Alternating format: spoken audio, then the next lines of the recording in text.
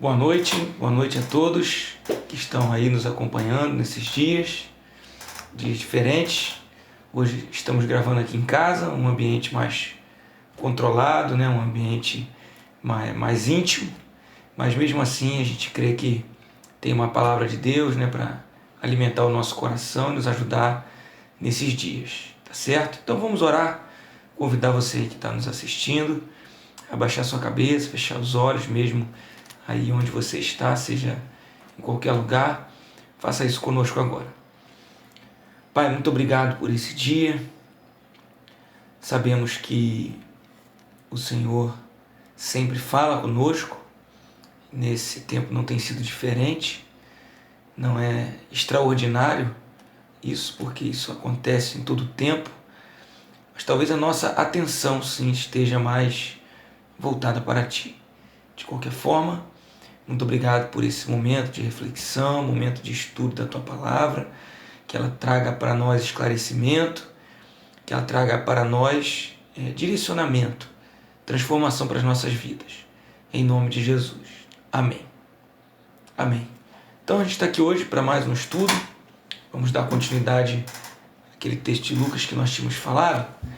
Mas eu queria, como já fiz no domingo passado à noite, conversar com vocês um pouquinho sobre essa circunstância única que a gente está vivendo, que forçou a gente a sair da rotina, e sobre como é tentador, né, para a gente, toda vez que a gente fala para um público, ou fala em público, ou até mesmo nas nossas conversas, a gente buscar uma resposta global, né?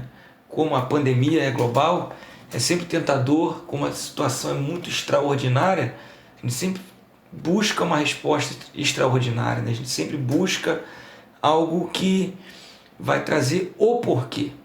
Então, eu acho que esse é um exercício muito perigoso, buscar esse porquê tão abrangente, buscar esse significado, porque isso coloca a gente num caminho de respostas muito abrangentes e, na verdade, nenhum ser humano tem condição de processar isso, tudo que a gente está vivendo, né?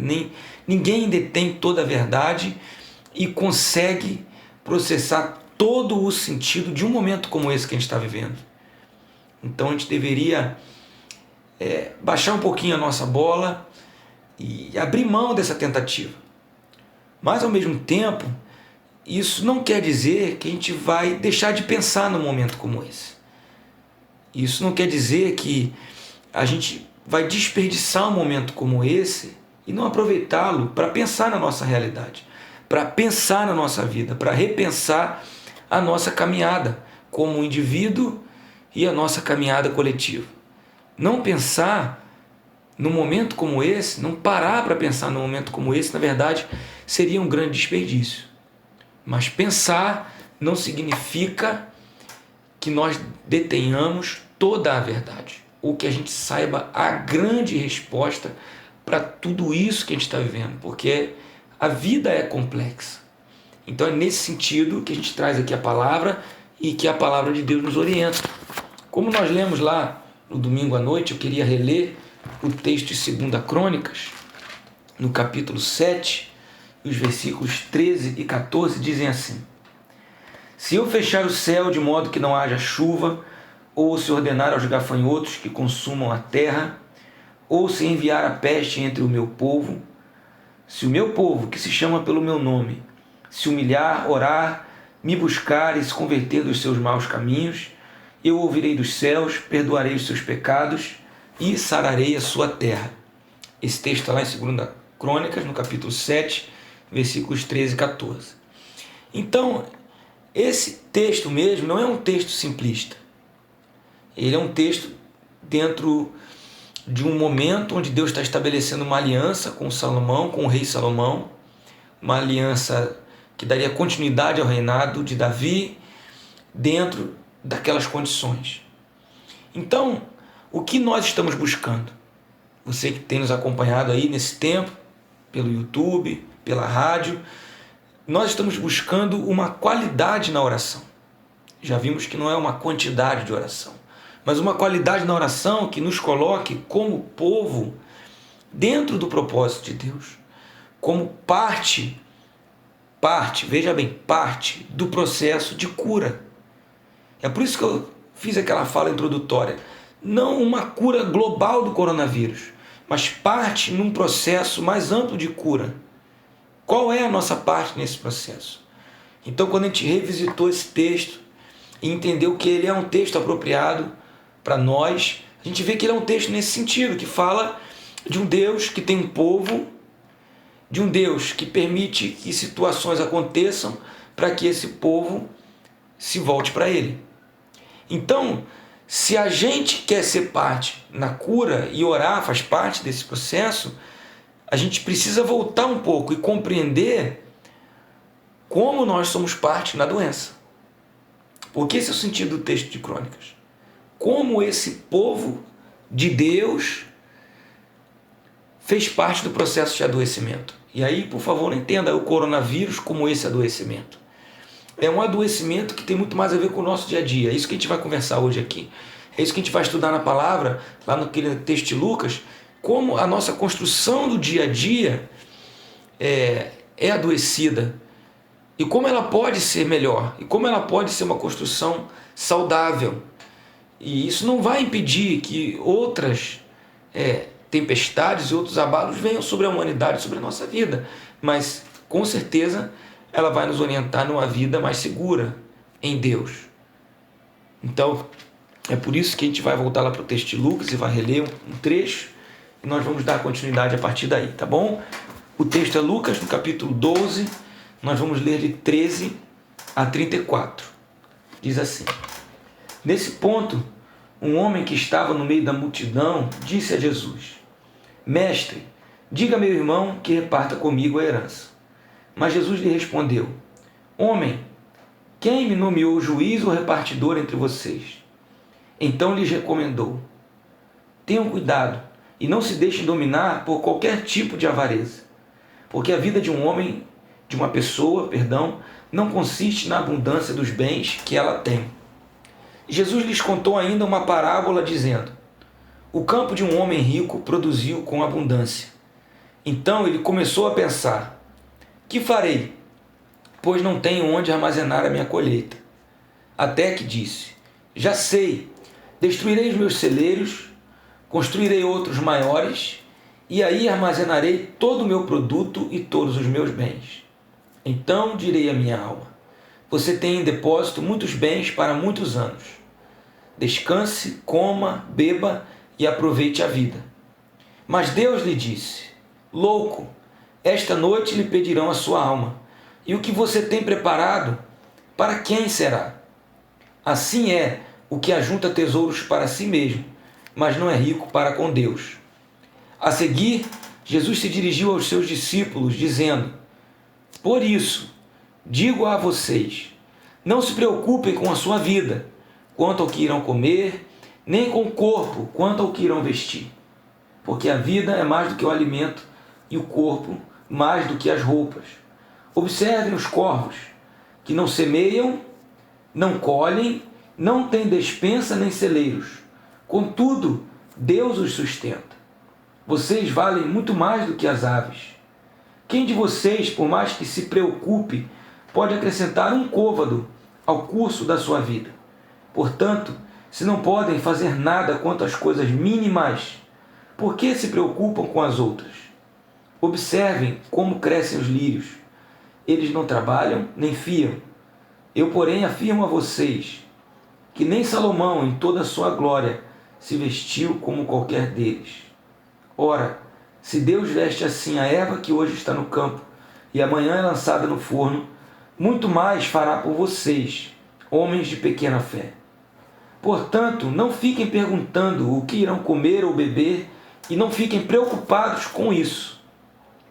Porque os gentios de todo o mundo é que procuram estas coisas. Mas o Pai de vocês sabe que vocês precisam delas. Busquem antes de tudo o seu reino, e estas coisas lhes serão acrescentadas. Não tenha medo, ó pequenino rebanho, porque o Pai de vocês se agradou em dar-lhes o seu reino. Vendam os seus bens e deem esmola. Façam para vocês mesmos bolsas que não desgastem, tesouro inesgotável nos céus, onde o ladrão não chega, nem a traça corrói. Porque onde estiver o tesouro de vocês, aí estará também o seu coração. Amém? Vamos orar mais uma vez. Pai, esse é o texto sagrado, essa é a tua palavra. Nele, Jesus, tu faz afirmações.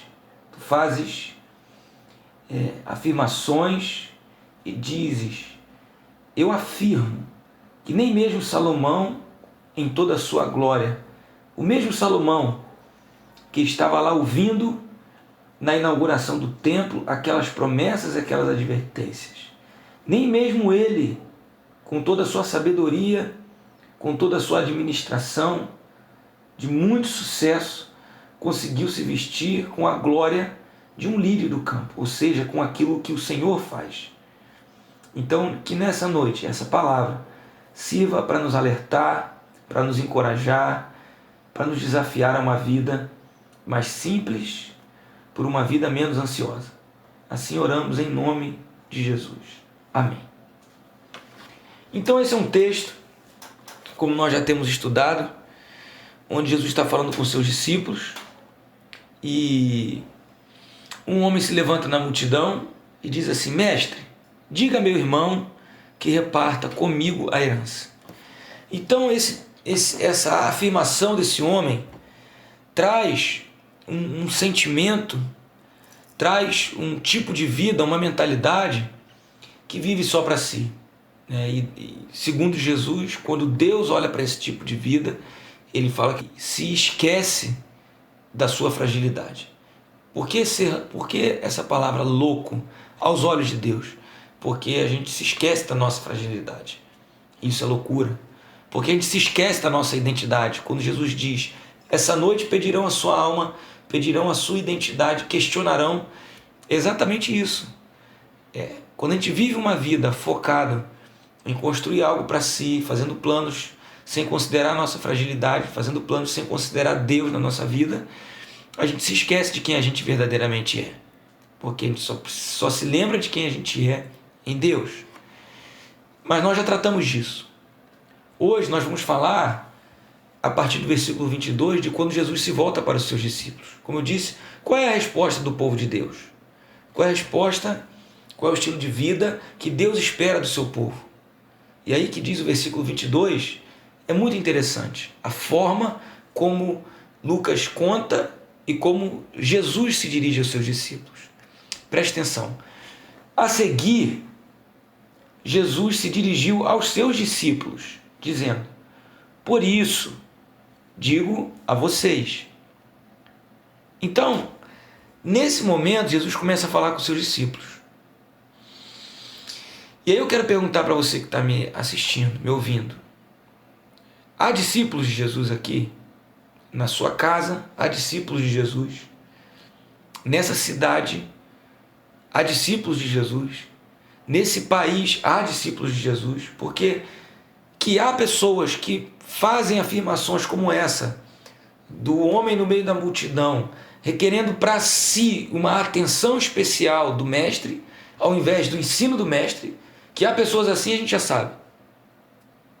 A grande questão é que Jesus se volta agora para os seus discípulos e fala assim: olha, é por isso, é por causa do perigo da avareza que eu me dirijo a vocês agora. E aí Jesus vai nos advertir e falar conosco sobre a ansiedade. Mas antes da gente começar a falar sobre o que ele vai falar, a gente precisa se perguntar se nós somos esses discípulos. Porque há uma diferença entre esse homem que se levanta no meio da multidão e os discípulos de Jesus. Isso vai ficar claro ao longo do texto que a gente vai comentar agora, do texto que nós já lemos. Jesus vai dizer: os gentios de todo mundo está procurando essas coisas, mas vocês não podem viver assim, vocês têm que viver de um jeito diferente. Mas essa fala só vale para quem é discípulo de Jesus. Então, para essas pessoas, para os discípulos de Jesus, ele é mais do que um pregador itinerante. Ele é mais do que uma mensagem legal no YouTube. Ele é o verdadeiro mestre. Há, da nossa parte, dos discípulos um comprometimento pessoal com Ele. Há um comprometimento em segui-lo aonde Ele for. Há um comprometimento em construir a nossa vida de acordo com o que Ele está ensinando. Há um comprometimento em construir a nossa vida e a nossa maneira de enxergar a vida, mudar essa maneira por causa de Jesus. E é a essas pessoas que Ele está se dirigindo. Porque a partir de agora Ele vai apresentar um outro Deus, um Deus pessoal. O Deus da parábola, que chama aquele homem de louco, para aquele homem, ele é um Deus desconhecido, ele é um Deus impessoal. Mas o Deus que Jesus vai apresentar para os seus discípulos não é impessoal. O Deus da parábola é um Deus que aquele homem não considerava, que aquele homem não conhecia. Mas o Deus que Jesus vai apresentar é um Deus que os seus discípulos vão conhecer e estão conhecendo em Jesus. Então, nessa noite, eu queria que você refletisse comigo: quem é o seu Deus? É o Deus que você ainda não conhece? É o Deus que ainda não interfere nos seus planos? É o Deus que ainda não define a sua fragilidade? É o Deus que ainda não define a sua identidade? Porque se a gente quer orar como povo, para quem nós estamos orando? Para qual Deus nós estamos dirigindo a nossa oração? É uma oração emergencial? Para que Deus? Então, existe um ensino. Jesus quer mostrar para a gente um outro jeito de existir, e esse jeito de existir considera Deus. Mas considera Deus da maneira correta. Considera Deus de uma maneira pessoal. É assim que Jesus fala: por isso. Porque a pergunta que fica é: e nós que somos discípulos? Por isso, nós não deveríamos precisar de um vírus para nos lembrar que nós somos frágeis. Nós que somos discípulos de Jesus e servimos a um Deus pessoal, já deveríamos saber e conhecer muito bem a nossa fragilidade. Então essa fragilidade pode pegar muitas pessoas de surpresa, como pega o homem da parábola de surpresa, mas não deveria pegar os discípulos de Jesus de surpresa. O coronavírus pegou a gente de surpresa. Com certeza as circunstâncias podem nos pegar de surpresa, mas não deveria ser surpresa para a gente, que a gente é frágil.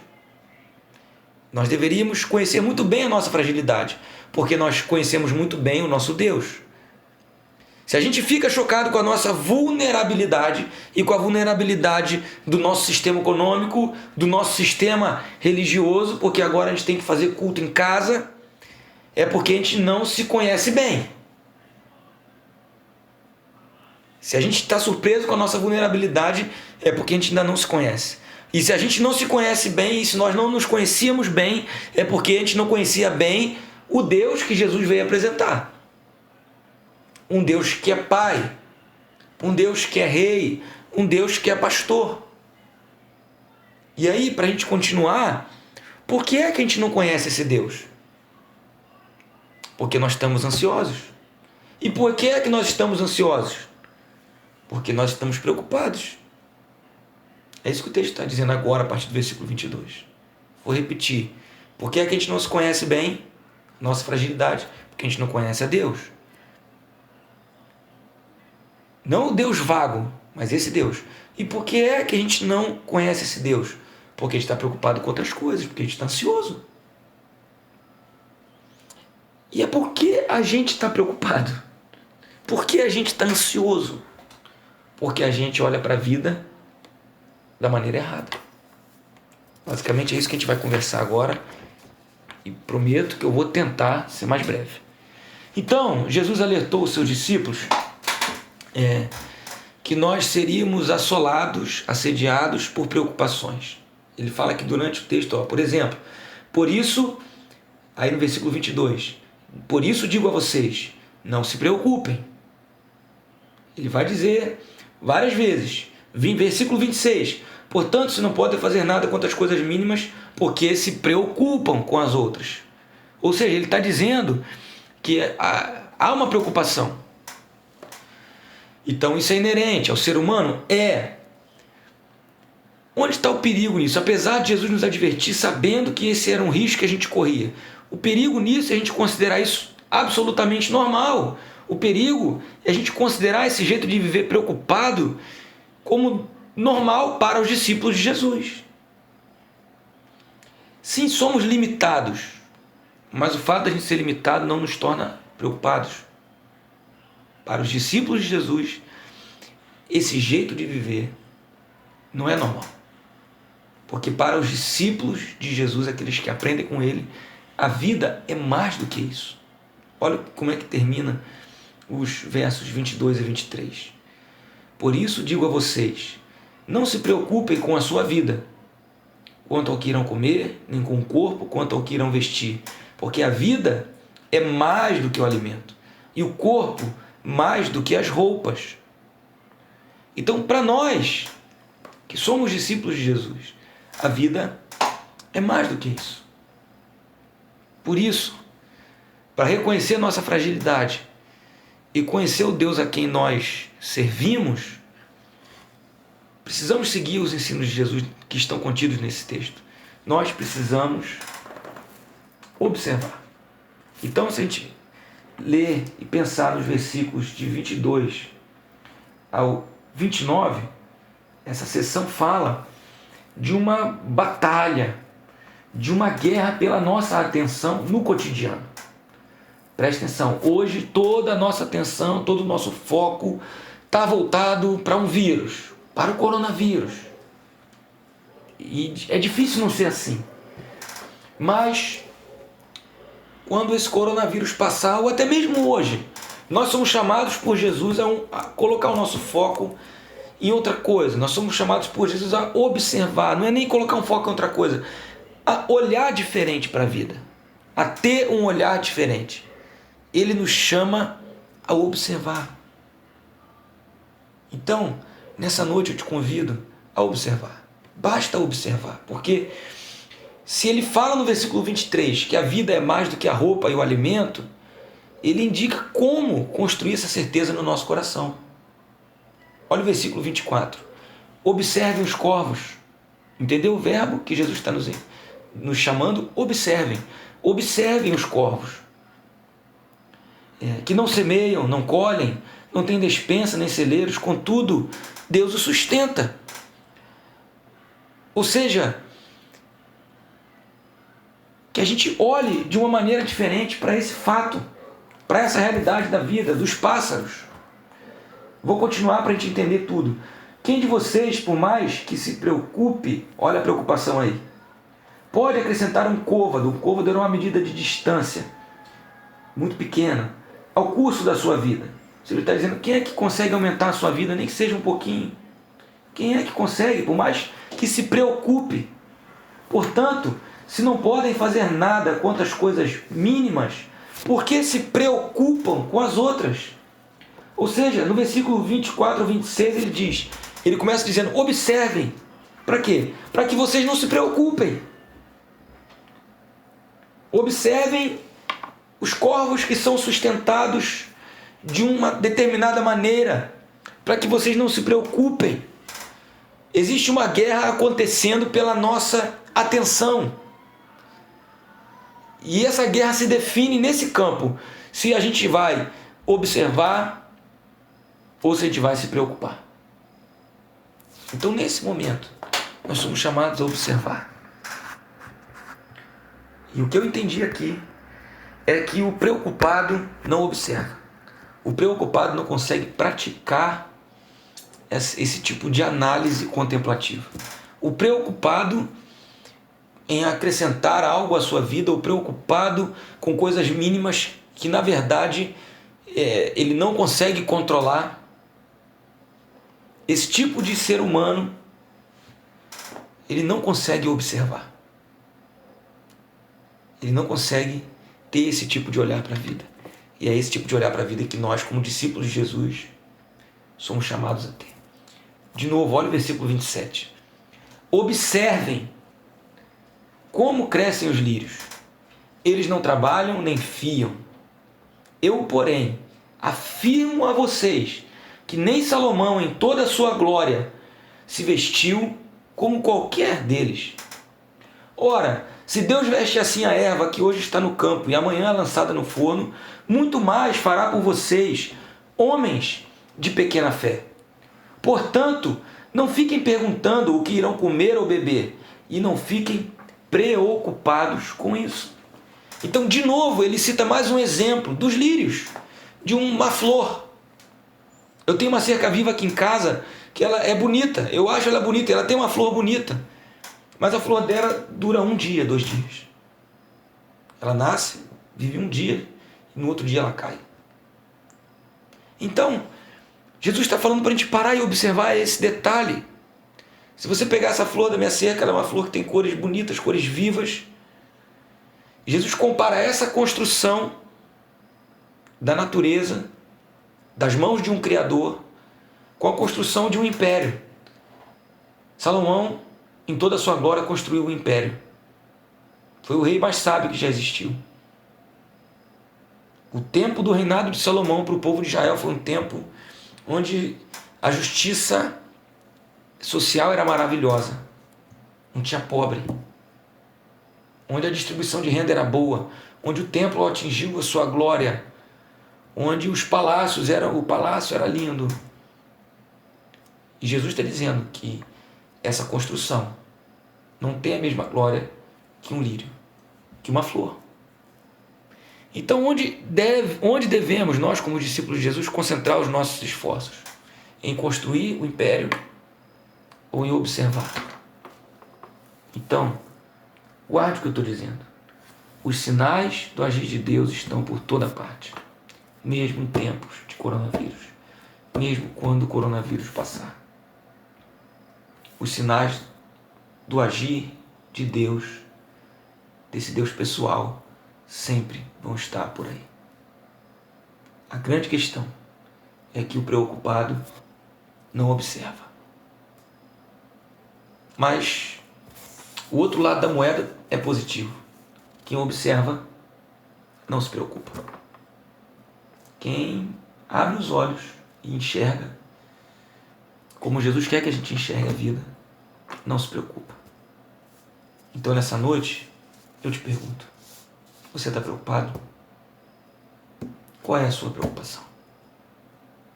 Eu não estou dizendo que nós não devemos ter nenhum nível de atenção, porque esse momento requer de nós atenção. Mas existe uma atenção preocupada, existe uma atenção daqueles que observam, daqueles que estão de olhos bem abertos. Então, esse é um remédio contra a ansiedade. Observar. Observar como Jesus está ensinando a observar. Não estou dizendo que você tem que sair agora de onde você está e parar e ficar olhando para uma florzinha. Talvez isso te faça até bem, se você tiver como fazer isso. Amanhã, de dia. Mas observa os teus filhos, observa tua esposa, observa teu marido. Observa. Porque os nossos olhos muitas vezes estão voltados para o sustento, mas se esquecem do sustentador. Então, nesse momento, a partir do versículo 30, Jesus vai entrar no seu discurso numa alternativa a essa preocupação. A observação é um modo contemplativo de não se preocupar, de olhar para aqueles sinais desse Deus que é vivo, que é criador, que é bondoso, que está operando na humanidade, na face da terra. Mas existe uma busca. Então, essa guerra entre observação e preocupação deve ser vencida pela observação. E quando observarmos, e vamos observar, nós devemos direcionar a nossa observação por uma busca, por um jeito de viver que busca esse Deus, que busca os sinais da sua existência, que busca os sinais do seu agir. Preste atenção comigo. Versículo 30, perdão. Porque os gentios de todo mundo é que procuram estas coisas. Todo mundo tem esse foco, todo mundo já está procurando isso. Como é que nós vamos comer, como é que nós vamos beber, não é isso? Esse momento de pandemia mostra que a economia vai sofrer um abalo muito grande, já está sofrendo, então os economistas já estão pensando nisso. Os políticos já estão pensando nisso. Mas nós, como seres humanos, como coletividade, precisamos também procurar outro tipo de realidade, porque, preste atenção, mas o Pai de vocês sabe que vocês precisam delas. Então Deus não nega a nossa realidade. Deus não nega que todo mundo tem conta para pagar. Mas preste atenção, o problema não são as contas para pagar. O problema é que Deus foca no nosso sustento. Porque muitas dessas contas que nós temos para pagar são celeiros que nós construímos maiores para ter um tipo de segurança. Então, para que a gente possa reconstruir os celeiros, ou melhor, talvez nem reconstruir celeiros, é o que a gente vai entender no texto. A gente precisa entender quem é que nós estamos buscando. Porque ele está dizendo os gentios de todo mundo, qualquer ser humano, como aquele da parábola, como aquele que se levantou e disse, mestre, faz com que meu irmão me dê a minha parte. Qualquer ser humano busca isso, busca o que fazer para se sustentar. Mas a partir do versículo 30, Jesus apresenta Deus para a gente. E no versículo 30 ele apresenta um Deus que é Pai. Então a gente vai aprender que Jesus vai apresentar um Deus Pai, um Deus Rei e um Deus Pastor. Então eu e você somos apresentados por Jesus a um Deus que é Pai. Ele diz isso no versículo 30. O Pai de vocês sabe que vocês precisam dessas coisas. Então, comece a buscar nesse momento um relacionamento com o Deus que é Pai. Porque é no Pai que a gente encontra a identidade.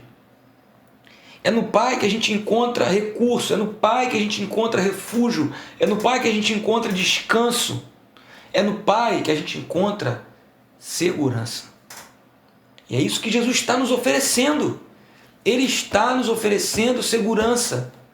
Só que Ele está oferecendo segurança para quem conseguir observar os sinais da presença desse Deus Pai, desse Deus pessoal, que tem um compromisso pessoal com o ser humano, porque um pai tem um compromisso pessoal com o seu filho. Seu filho significa muito para ele. Então Deus tem um compromisso pessoal com os seus filhos, porque são filhos e porque Ele é Pai. Então comece nesse exato momento da sua vida a buscar esse Deus que tem um compromisso pessoal com você. Ele mandou o Filho dele. Aqui no meu escritório, no meu estúdio, não sei se a câmera vai pegar, tem um versículo de João 3,16.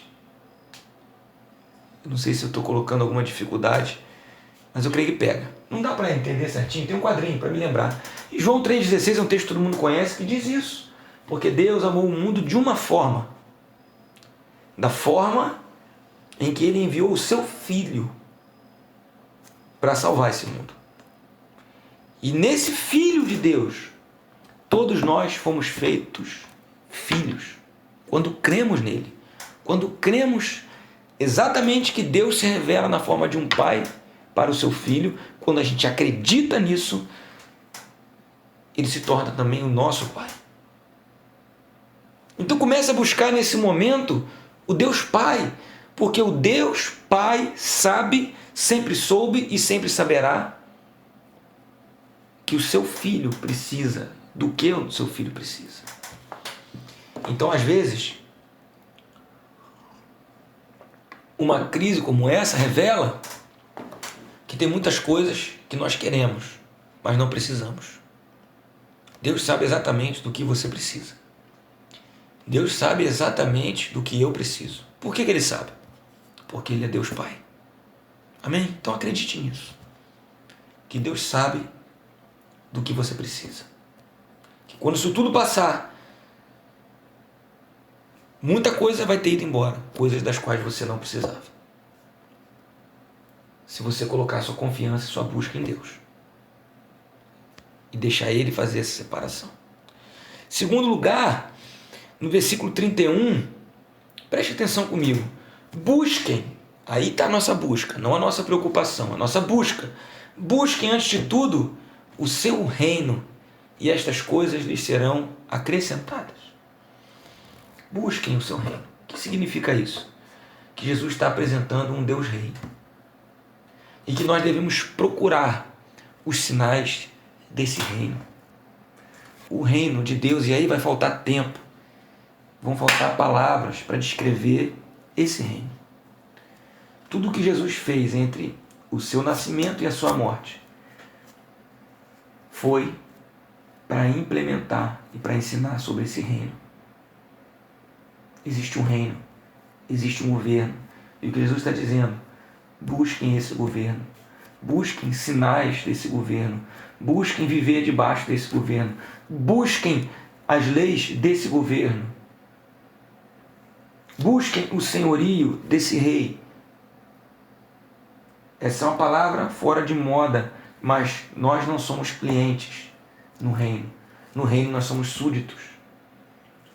Nós somos súditos. Essa é uma palavra fora de moda. No reino nós não somos consumidores. No reino nós não somos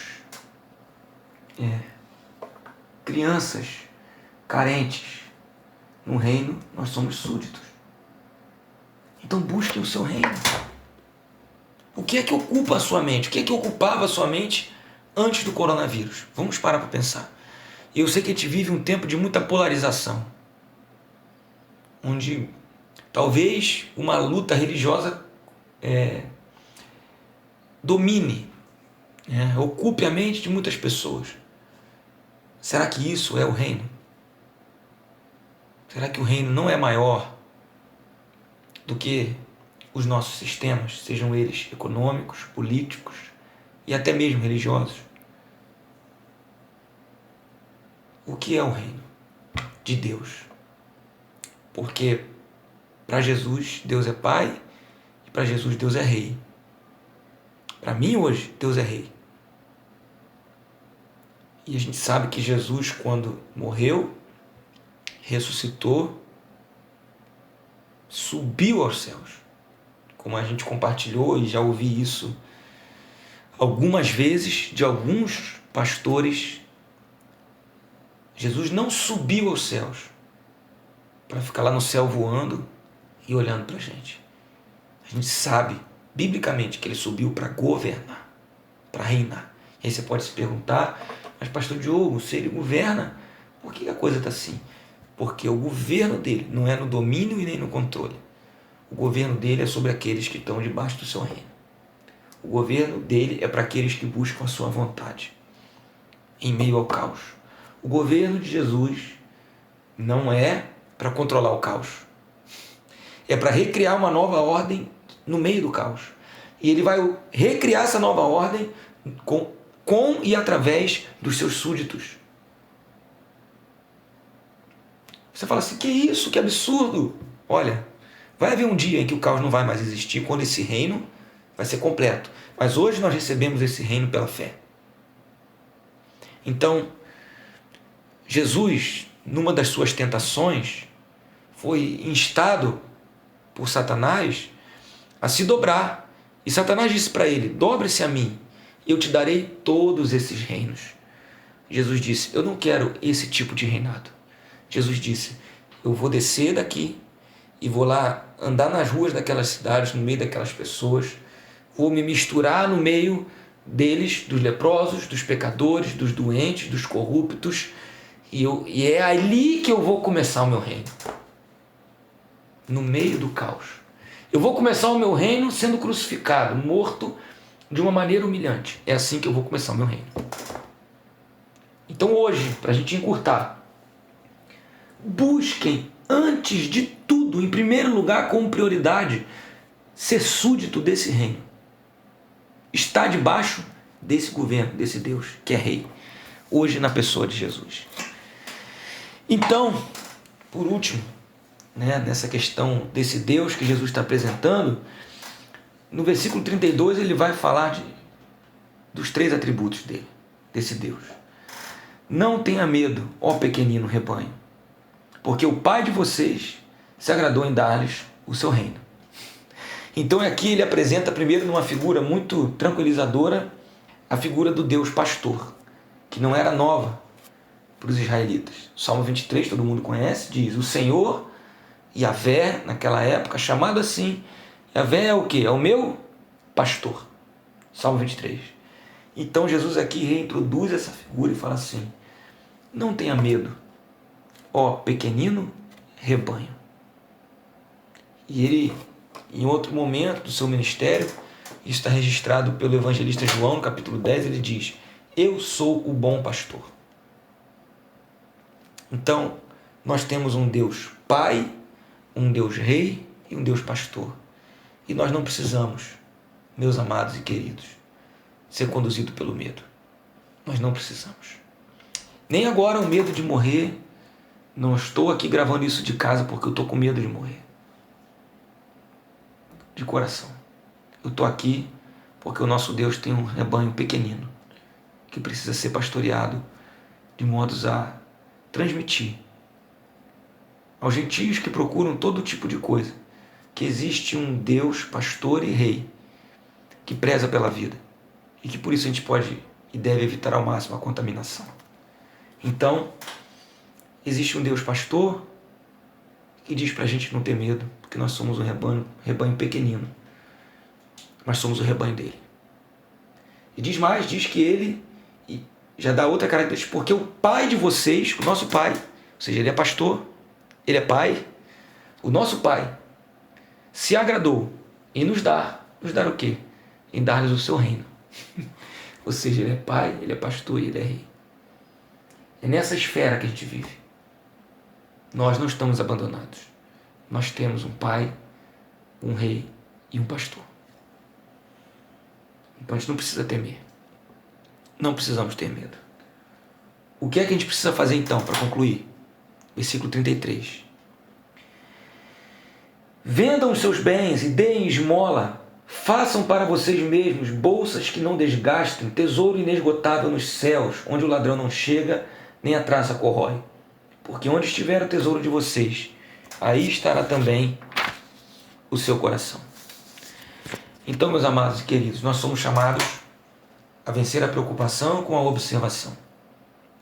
E a observação cuidadosa na busca de um reino, na busca de sinais de um Deus Pai, na confiança desse Deus que sabe do que a gente precisa, sem o medo, porque Ele é o nosso pastor. E aí nessa busca a gente constrói. Nessa busca, sem medo, a gente pode vender, a gente pode dar. O que a gente precisa fazer agora é concentrar os nossos esforços, não agora por causa da epidemia, mas agora quando a gente lê isso na nossa vida, quando a gente entende isso como ser humano, é concentrar os nossos esforços em como dar, em como distribuir, em como vender, não mais em como armazenar. Porque nós agora não precisamos mais nos preocupar conosco. Deus faz isso. Deus cuida da gente. Então a gente pode concentrar todos os nossos esforços em buscar, antes de mais nada, o seu reino. E aí, é para isso que eu te chamo, a partir de agora, no seu dia a dia, a entesourar para Deus. Porque no finalzinho do texto que nós lemos domingo à noite, versículo 21, ele fala assim: assim é o que ajunta tesouros para si mesmo, mas não é rico para com Deus. E aqui de novo Jesus fala para a gente vender, distribuir bens, dar esmola, para construir um tesouro inesgotável. Então essa palavra tesouro, lá em Mateus, no capítulo 6, ele fala sobre isso, não precisamos abrir agora. Mateus 6, versículos 19 a 21, estava procurando a referência aqui na minha cola. Lá no capítulo 6 de Mateus, versículos 19 a 21, depois de você ler com calma, ele fala sobre entesourar no céu. Esse mesmo texto que Lucas está dizendo aqui. Esse verbo fala, pela definição do dicionário, lá na palavra do grego, de assim viver o dia a dia, de modo a crescer, seja na amargura ou na alegria. Esse é o sentido metafórico do dicionário de entesourar. Essa é a definição do dicionário. Então é esse o verdadeiro tipo de crescimento. Não é o crescimento de celeiros maiores que nós somos chamados. Não é o crescimento de templos maiores. Não é o crescimento de números, não é o crescimento de ajuntamento, não é o crescimento numérico, não é quem tem mais seguidores na rede social, não é quantas curtidas ou quantas visualizações tem o nosso vídeo. Não é esse crescimento que nós somos chamados. Quem cresce assim é o vírus. O crescimento a qual nós somos chamados é esse entesourar. É um crescimento que tem a ver com o que acontece no nosso dia a dia. É um crescimento que é inevitável. Todos nós estamos crescendo nesse sentido. Todos nós estamos entesourando.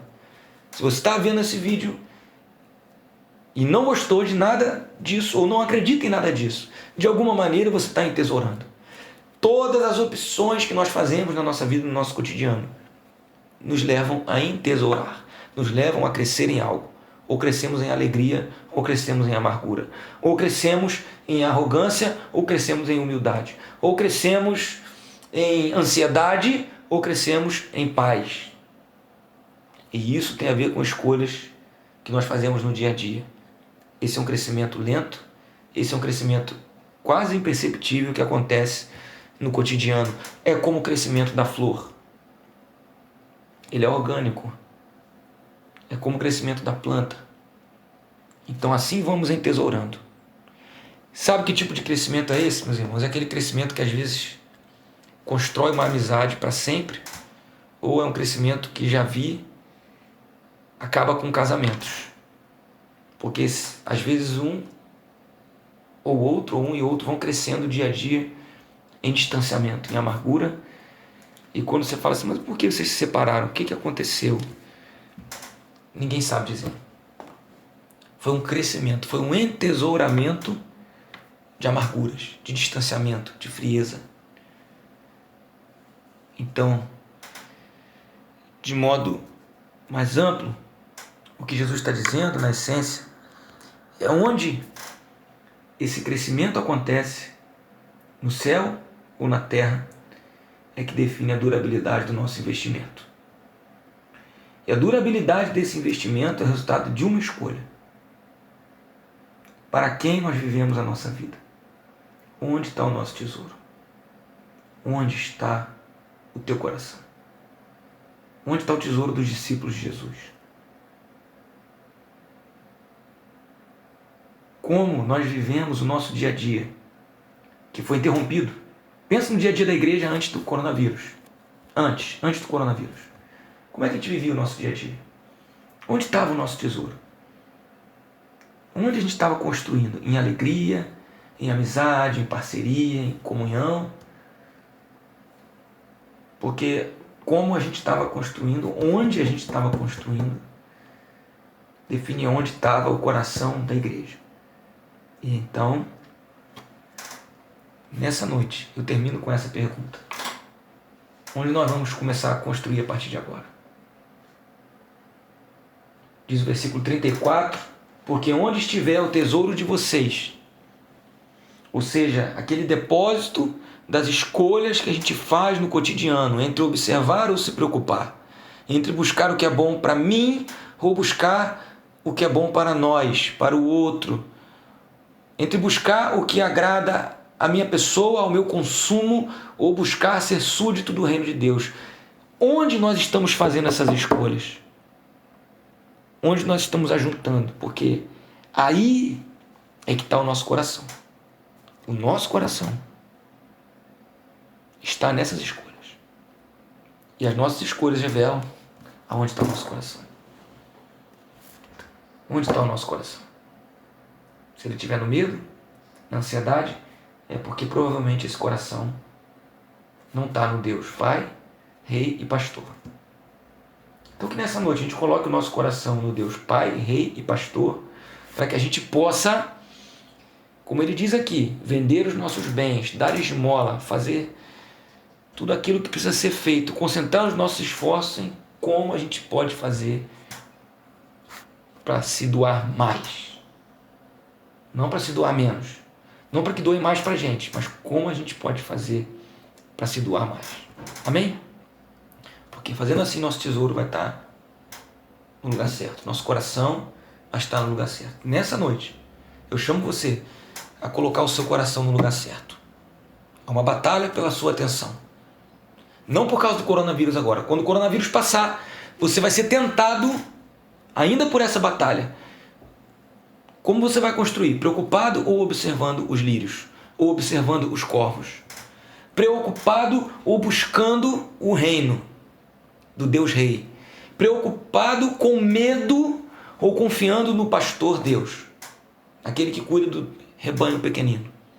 Como nós vamos fazer? Onde vai estar o teu coração? Coloca o teu coração no lugar certo. Às vezes a gente tem tudo no lugar certo, mas o coração está no lugar errado. Coloca o teu coração em Deus nessa noite. Coloca o teu coração em Deus nesse momento. Amém?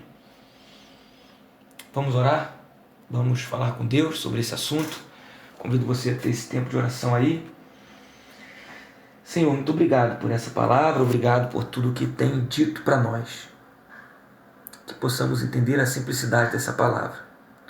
Que possamos entender a profundidade, Jesus, desse ensinamento.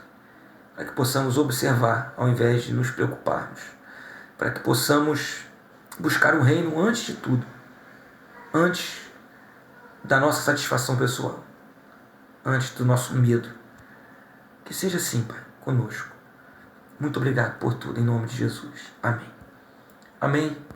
Então que você aguarde as nossas próximas transmissões. Vamos fazer o melhor para que ela chegue ao maior número de pessoas. Os próximos versículos falam de que agora que a gente está pronto, a gente precisa viver vigilante, atento. Atento enquanto esse Senhor não está presente da maneira como nós achávamos que deveria estar presente. Mas essa vigilância só é possível se a gente estiver muito concentrado, com o coração no lugar certo. Deus abençoe, que Deus continue nos guardando nesse tempo, hoje e sempre. Amém.